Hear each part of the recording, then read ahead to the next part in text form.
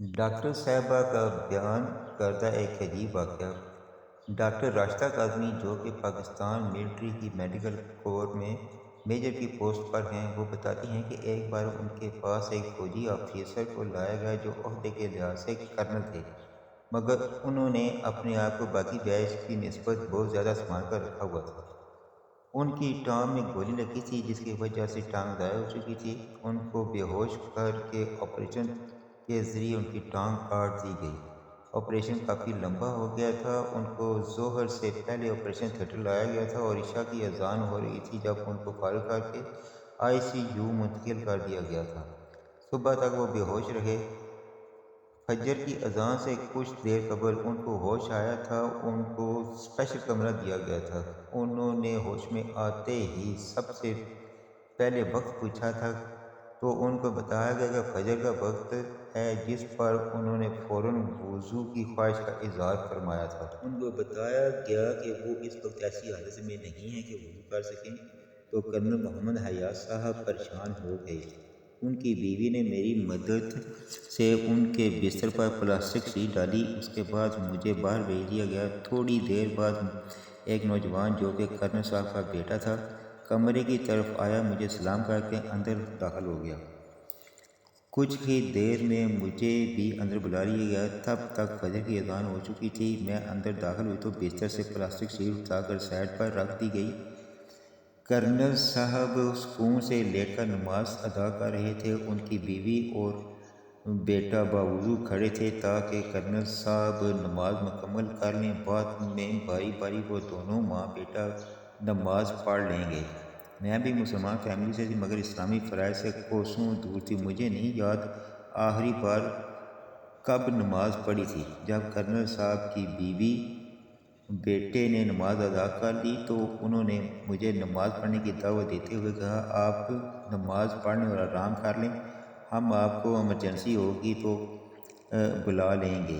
میں نے ان کے کہنے پر شرمندگی سے بچنے کے لیے وضو کیا اور نماز کی نیت باندھ لی۔ نماز مکمل کی تھی کہ دوسری شفٹ نے چارج لے لیا۔ میں گھر چلی گئی۔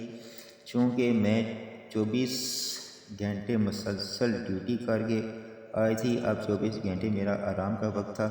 جب اس سے اگلے دن میں ڈیوٹی پر گئی تو کرنل صاحب کافی بہتر محسوس کر رہے تھے۔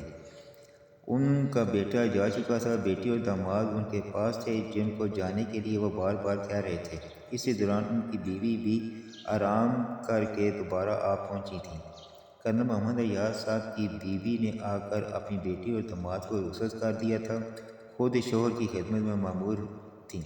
جب ظہر کا وقت آیا تو وہ بیٹے کی منتظر تھیں تاکہ وہ آئے اور بستر پر پلاسٹک کور ڈال کر کرنل صاحب کو وضو کرا سکیں، مگر ان کا بیٹا لیٹ تھا۔ مجبوراً انہوں نے مجھ سے ریکویسٹ کی کہ میری مدد سے کرنل صاحب کے نیچے پلاسٹک شیٹ ڈال کر مجھے کمرے سے باہر بھیجا۔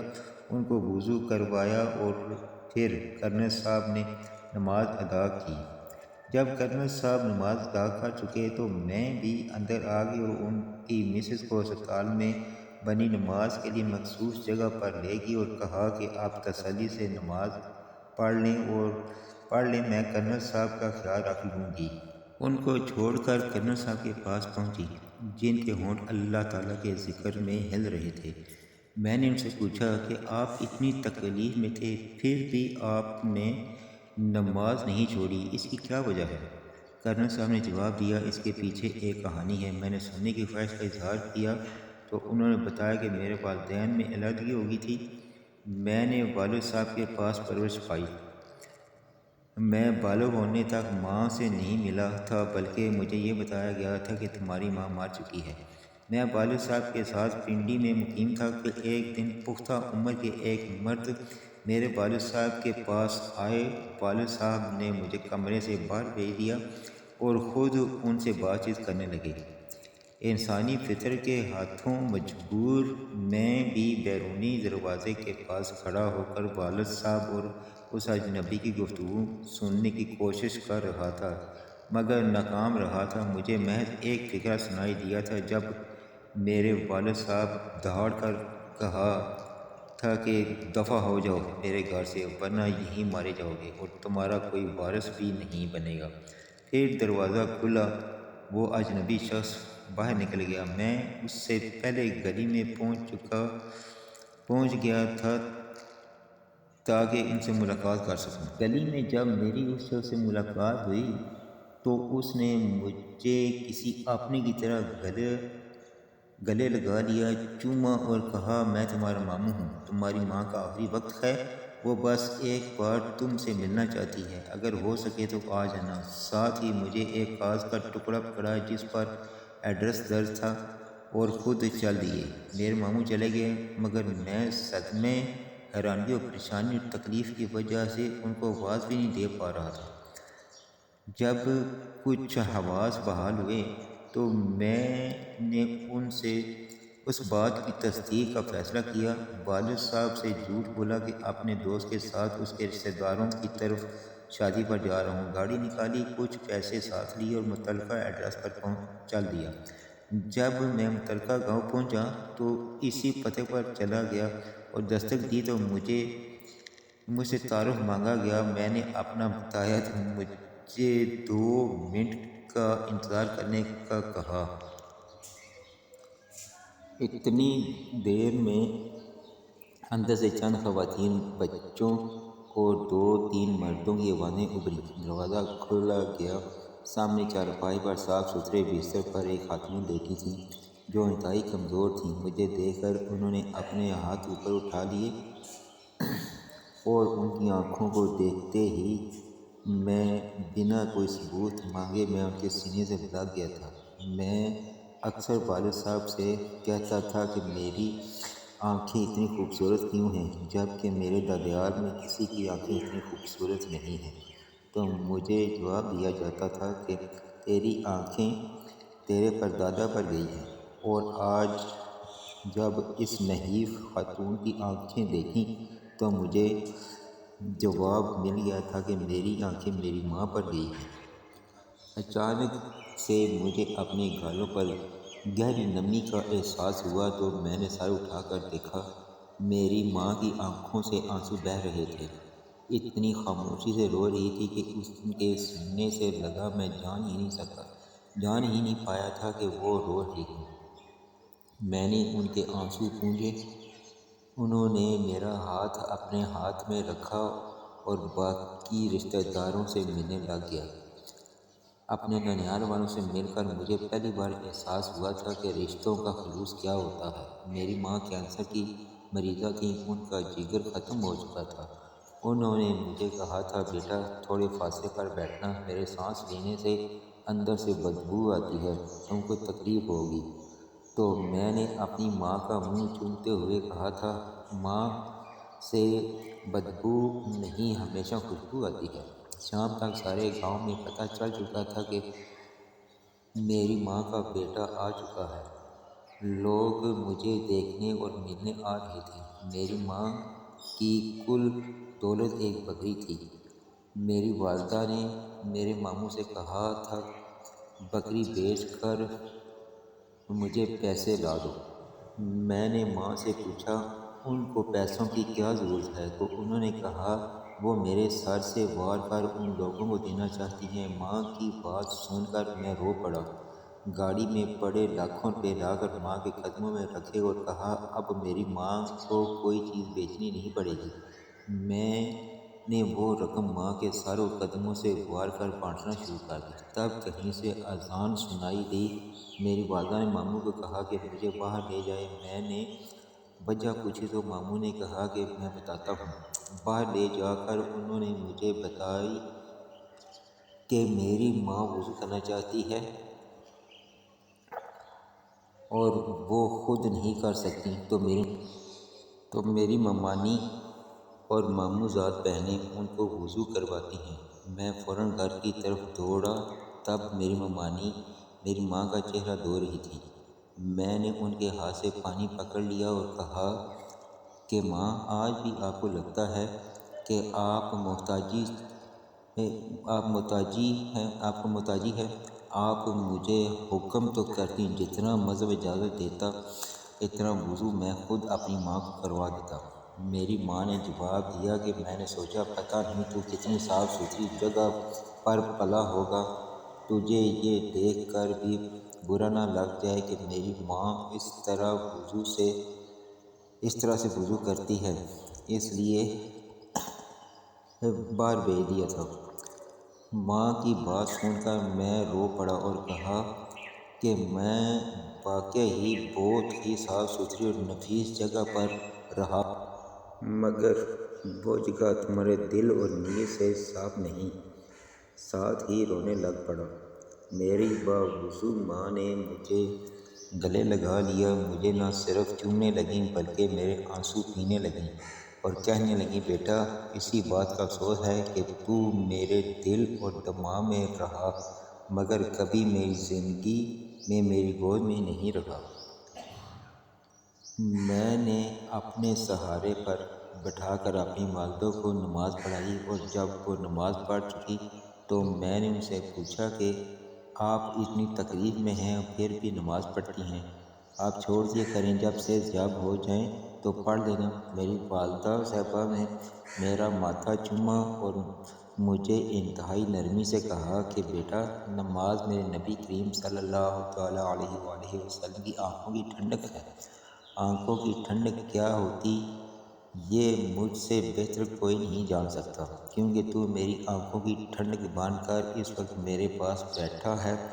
تیرے بغیر میں کتنی تکلیف میں تھی یہ میں جانتی ہوں یا میرا رب جانتا ہے۔ بالکل ایسے ہی جب نبی کریم صلی اللہ تعالیٰ علیہ وآلہ وسلم کی امت نماز نہیں پڑھتی تو ان پر کیا گزرتی ہے یہ وہ جانتے ہیں یا ان کا اللہ تعالیٰ جانتا ہے۔ میری ماں نے مجھ سے کہا تھا اسلام حکم دیتا ہے کہ اگر تم پانی میں ڈوب رہے ہو اور تم کو اذان سنائی دے تو بھی تم پر فرض ہے کہ تم نماز کی نیت باندھ لو۔ میں تو محض بیمار ہوں، بیٹا تو میری آنکھوں کی ٹھنڈک ہے اور تو نماز پڑھے گا تو مجھے نہ صرف اس دنیا میں تیری طرف سے ٹھنڈک پہنچے گی بلکہ قبر میں بھی تیرے مال کی وجہ سے مجھے اجر و ثواب پہنچے گا۔ نماز پڑھنے کے لیے کسی جزا سزا کی وجہ کا ہونا ضروری نہیں ہے، بس نماز پڑھنے کے لیے دو وجوہات ہی کافی ہیں کہ نماز اللہ تعالیٰ کی طرف سے نبی کریم صلی اللہ تعالیٰ علیہ وآلہ وسلم اور ان کی امت کے لیے تحفہ ہے، اور نماز میرے پیارے نبی صلی اللہ تعالیٰ علیہ وآلہ وسلم کی آنکھوں کی ٹھنڈک ہے۔ اگر ہو سکا تو کبھی نماز نہ چھوڑنا۔ میں نے نماز قائم کرنے کا وعدہ کر لیا اور ماں کو لٹا کر نماز پڑھی۔ شام کو میری والدہ صاحبہ نے میرے لیے سبزی خود کاٹنے کی کوشش کی مگر کمزوری کی وجہ سے نہ کر سکیں، تو انہوں نے میری ماموں زاد کو پاس بٹھایا اور ان کو بتایا کہ کس طرح سبزی کی ہانڈی بنا کر لائیں۔ میری والدہ صاحبہ کی پسند پر بنی ہانڈی آ گئی۔ بہت محنت اور کوشش کے بعد میری والدہ صاحبہ نے نوالا توڑ کر میرے منہ میں ڈالا اور یقین کریں میں نے اتنا لذیذ کھانا پہلے کبھی نہیں کھایا تھا۔ غالباً یہ میری ماں کے ہاتھ کا ذائقہ تھا۔ عشاء کے بعد دیر تک میری ماں مجھ سے باتیں کرتی رہی، پھر میری ماموں زاد کے ذریعے سونے کا ایک لاکٹ مجھے دیا اور کہا یہ تیری پڑھائی کے لیے سنبھال کر رکھا ہوا تھا مگر تجھ پر نہیں لگا سکی۔ میں نے والدہ صاحبہ کے ہاتھ سے ہار پکڑ لیا اور ان کے ماضی کے متعلق کوئی سوال نہ کیا، وہ یہاں کیسے پہنچی۔ میں ایسا سوال کر کے ان کے چہرے پر چھائی خوشی کو غم میں نہیں بدل سکتا تھا۔ مجھ کو ایسے سوالات سے ماموں اور سب گھر والوں نے منع بھی کیا تھا اور بتایا تھا کہ جتنا ان چند گھنٹوں میں تمہاری ماں بولی اور ہنسی ہے اتنا پچھلے 2 سال میں نہیں ہنسی، اور ساتھ ہی مجھے بتایا کہ میری والدہ محض 3 دن کی مہمان ہیں، تو میری ساری ہنسی سمٹ گئی۔ میں نے زیادہ سے زیادہ وقت ماں کے قریب گزارا۔ میں نے ماں سے لاکھ ان کی خواہشات کے متعلق پوچھا، انہوں نے بس مجھے نماز قائم کرنے اور دین پر چلنے کی نصیحت کی۔ جب عشاء کی نماز کے بعد امام صاحب کو میرا تعارف کر دیا گیا تو وہ خاص طور پر مجھے ملنے آئے اور مجھے اللہ کے لے جا کر بتایا کہ اگر آپ صاحب استطاعت ہیں تو یہ پیسہ ان لوگوں میں نہ بانٹیں بلکہ اپنے ماموں کو دے دیں۔ ان کے ماموں نے اپنا گھر زمین سب کچھ بیچ کر آپ کی والدہ صاحبہ کے علاج پر لگا دیا ہے، یہاں تک کہ بچوں کی پڑھائی بند کروا کر وہ پیسہ بھی ماں بہن کے علاج پر لگا دیا۔ تمہارے ماموں کے اونچا بولنے کی آواز زندگی میں ایک بار گاؤں والوں نے سنی، اور وہ بھی تب جب تمہاری والدہ کی طبیعت خراب تھی۔ وہ تمہاری ممانی کو آوازیں دے رہی تھیں مگر تمہاری ممانی کو سنائی نہیں دی۔ تمہارے والد صاحب داخل ہوئے تو انہوں نے بیٹیوں اور بیوی کو ڈانٹ کر کہا کہ میری بہن کو آواز کیوں دینا پڑی؟ تم میں سے ایک ہر وقت ان کے پاس کیوں نہیں بیٹھی رہتی؟ میں نے امام حضرت صاحب سے کہا کہ مجھے اس کے علاوہ بھی بتائیں کہ میری ماں یا ماموں نے کسی کا قرض دینا ہے، جس پر امام صاحب نے جواب دیا کہ مجھے اس کا کوئی علم نہیں۔ اس کے ساتھ امام صاحب شکریہ ادا کر کے اٹھ گئے۔ میری ماں نے رات کو مجھے اپنے پاس سلانے سے منع کیا اور کہا کہ میں تکلیف کی وجہ سے کراہتی ہوں تو تمہاری نیند خراب ہو جائے گی، مگر میں نے کہا ماں جی آج رات کو میں نے سونا ہی کب ہے، آج ساری رات آپ کے چہرے کو دیکھ کر حج کرنا ہے۔ میری ماں نے مجھے محبت سے اپنے سینے سے لگایا، مجھے چوما اور اپنے پاس ہی لٹا لیا۔ تھوڑی دیر بعد اٹھ کر بیٹھا اور ماں کی ٹانگیں دبانے لگا۔ مجھے میری والدہ صاحبہ نے آخری الفاظ جو کہے وہ یہ تھے، نماز قائم رکھنا، دین پر چلنا، اور اگر اپنے باپ جیسی خصلتوں کے مالک نہ ہوئے تو اپنے ماموں اور ان کی بیٹیوں کا خیال و لحاظ کرنا، اپنے باپ کا ماضی جاننے کی کوشش نہ کرنا، نہ کبھی اپنے باپ سے نفرت کرنا۔ اس کے ساتھ ہی میری والدہ نے میرا ہاتھ پکڑ کر اپنے سینے پر رکھا اور اللہ تعالیٰ کا ذکر کرنے لگی۔ وہ ذکر کرتے کرتے نہ جانے کب سو گئیں۔ رات 12 بجے کے بعد ماموں آئے تاکہ میری والدہ صاحبہ کی خبر گیری کر سکیں۔ یوں ہی ان کی نظر میری والدہ پر پڑی تو وہ دوڑے، مجھ سے پوچھا تم کو پتہ نہیں چل رہا تمہاری ماں کی سانسیں نہیں چل رہی؟ میں جو ماں کے قدموں کو دبا رہا تھا میرے ہاتھ رک گئے۔ گاڑی میرے پاس تھی، میں نے ماں کو اسپتال پہنچایا جہاں انہوں نے 1.5-2 گھنٹے پہلے کی موت ڈکلیئر کر دی۔ صبح سحری کے وقت والدہ صاحبہ کو لے کر گھر پہنچے، مجھے لگا فجر کی اذان ہونے والی ہے تو میں نے وضو بنانا شروع کر دیا۔ اسی دوران میرے ماموں کی سرگوشی بھری آواز میرے کانوں میں پڑی۔ وہ میری ممانی کو کہیں سے پیسوں کا انتظام کرنے کا کہہ رہے تھے تاکہ کفن دفن کا انتظام کر سکیں، جب کہ میری ممانی ان کو جواب دے رہی تھیں کہ ان کے بھائی اور باقی گاؤں والے جس کے پاس بھی جائیں وہ کہتے ہیں کہ تم کو ادھار پیسے دے دیں تو تم لوگ واپس کیسے کرو گے؟ گھر بار بیچ کر تو علاج پر لگا چکے ہو۔ میرے ماموں خاموش ہو کر گھر سے باہر نکل گئے، میں بھی ان کے پیچھے نکل گیا۔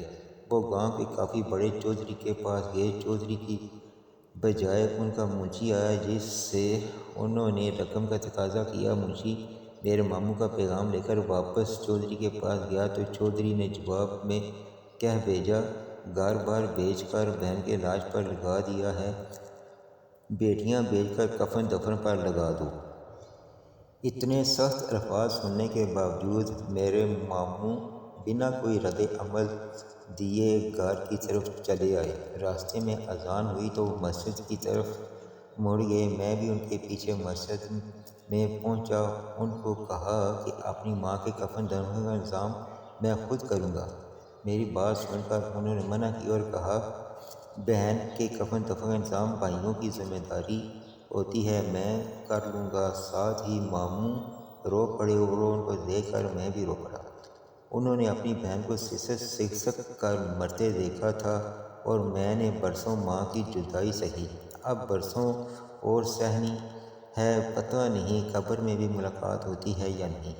اسی دوران باقی نمازیوں نے آ کر ہم کو حوصلہ دیا۔ سب لوگ نماز پڑھنے کے بعد ہمارے ساتھ ہمارے گھر ہی آ گئے تاکہ ہمارے دکھ میں شامل ہو سکیں۔ میں نے اپنے پاس موجود ساری رقم ماموں کے حوالے کر دی اور والدہ صاحبہ کے کفن دفن سے فارغ ہو کر راتوں رات راولپنڈی آیا۔ یہاں سے مزید پیسے لے کر صبح سے پہلے اپنی ماں کی قبر پر پہنچا، کیونکہ مجھے مولوی صاحب نے حکم دیا تھا کہ کچھ دن فجر کی نماز سے لے کر سورج نکلنے تک اور عصر کی نماز کے بعد سورج غروب ہونے تک کا وقت اپنی ماں کی قبر پر گزارنا، لہذا سورج نکلنے کے بعد میں اپنے ماموں کے گھر پہنچا۔ میں نے مولوی صاحب کے ذریعے سب سے پہلے اس شخص کا کھوج لگایا جس نے میرے ماموں سے گھر خرید رکھا تھا۔ اس کو اس کی رقم دی اور کہا کہ اب گھر کا تقاضا، باقی کی رقم سے دیگر اخراجات کے ساتھ ساتھ والدہ صاحبہ کے سارے ثواب کے لیے کچھ فلاحی کام کروائے، جن میں گاؤں کا سب سے بڑا مسئلہ نکاسی آب کا تھا۔ سیوریج کے پانی کے لیے کوئی زمین نہ تھی۔ میں نے اسی چودھری صاحب جنہوں نے میرے ماں کے کفن کے لیے میری ماموں کو ادھار دینے سے انکار کیا تھا، سے دگنی قیمت پر 10 مرلہ زمین خریدی۔ اس سے سارے گاؤں کا سیوریج کا پانی ڈالا، مزدور لگا کر پورے گاؤں کی گلیاں ٹھیک کروائیں۔ مسجد کی چھت کے متعلق بتایا گیا، وہ بارش میں ٹپکتی ہے۔ میں نے مسجد کی چھت پکی کروا دی۔ 10 دن رہنے کے بعد میں واپس آیا تو چاہ کر بھی والد صاحب سے پہلے جیسا رویہ نہ رکھ پایا، مگر والدہ صاحبہ کے حکم پر میں نے والد صاحب سے ماضی جاننے کی بالکل کوشش نہیں کی اور نہ کبھی اپنی نماز چھوڑی۔ والد صاحب کی ناراضگی مول لیتے ہوئے اپنے ماموں زاد سے شادی کر لی اور اس اللہ کی بندی نے ثابت کر دیا کہ میری ماں کی نسل میں کتنی وفا ہے۔ میری والدہ صاحبہ گزر چکی ہیں، میں کامیابی کے عروج پر پہنچ چکا ہوں، بہت کچھ بدل چکا ہے۔ میری والدہ صاحبہ کی خاطر میرے ماموں جان نے جو کچھ لگایا اس سے کہیں زیادہ ان کو لوٹا چکا ہوں، مگر آج بھی ان کا احسان مند اور شکر گزار ہوں کہ میری والدہ صاحبہ کی خدمت انہوں نے غلاموں سے بڑھ کر کی۔ میری والدہ صاحبہ فوت ہو گئیں، مگر میں نے ماموں ممانی اور دیگر اور والد صاحب کو 3 حج کروائے۔ میں نے خود اپنی بیگم کے ساتھ حج کیا اور والدہ صاحبہ کی وفات کے بعد کبھی نماز نہیں چھوڑی، اس لیے کہ میری والدہ کی آخری نصیحت تھی، بلکہ اس لیے کہ نماز میرے نبی کریم صلی اللہ تعالیٰ علیہ وآلہ وسلم کی آنکھوں کی ٹھنڈک ہے۔ اگر میری کوئی نماز قضا ہو جاتی ہے تو میں فوراً ہی اگلی نماز کے ساتھ ادا کر لیتا ہوں۔ کرنل محمد احیاء صاحب کی داستان مکمل ہو گئی۔ میں ان کے والد صاحب ماموں ممانی میں سے کسی کا انجام نہ پوچھ سکی، مگر ان کی اس داستان کے بعد میں نے بھی کبھی نماز نہیں چھوڑی، کیونکہ مجھے بھی سمجھ آ گئی ہے کہ نماز میرے نبی کریم صلی اللہ علیہ وآلہ وسلم کی آنکھوں کی ٹھنڈک ہے۔ نماز ضرور پڑھیں۔ دیکھتے رہیے ہمارا یوٹیوب چینل IMS چینل، اسلامی میسج سروس۔